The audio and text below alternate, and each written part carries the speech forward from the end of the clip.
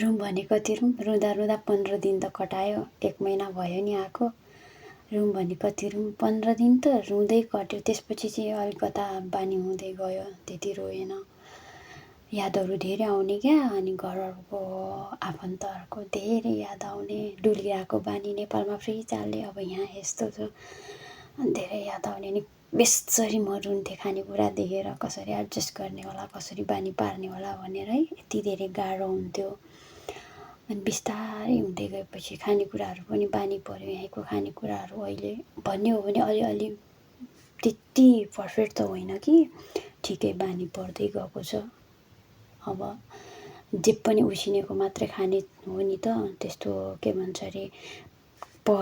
बनाएर त्यो खाना एकपट्टि तरकारी एकपट्टि नेभर मैले नेपालबाट आएको 1 महिना भयो मैले त्यसरी खान पाएको छुइनँ है सबै उसिनेर खाइरहेको छु होइन दिएको छ खाएको छ यस्तै छ जिन्दगी भन्दा भन्दै 1 महिना पुग्यो साइप्रस आएको पनि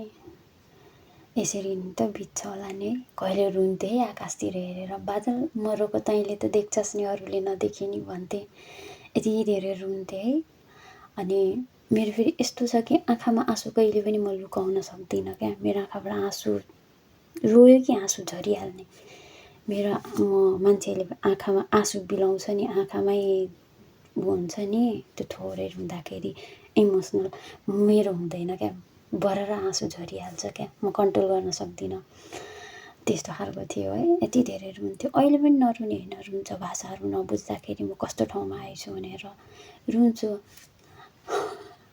आफ्नो मनलाई स्ट्रङ बनाउनु पर्दो रहेछ एक्लै त रहेछ नि जे गरे पनि हुन्छ साथ दिने मान्छेहरू हौसला दिनेहरू त हुन्छन् तैपनि आफूलाई गाह्रो भएको बेला त्यो टाइममा त उनीहरू हुँदैन नि जसरी पनि आफैले गर्नुपर्छ होइन त्यही भएर त्यसरी मन बुझाएर बस्नु पर्दो रहेछ जस्तो लाग्छ आजभोलि चाहिँ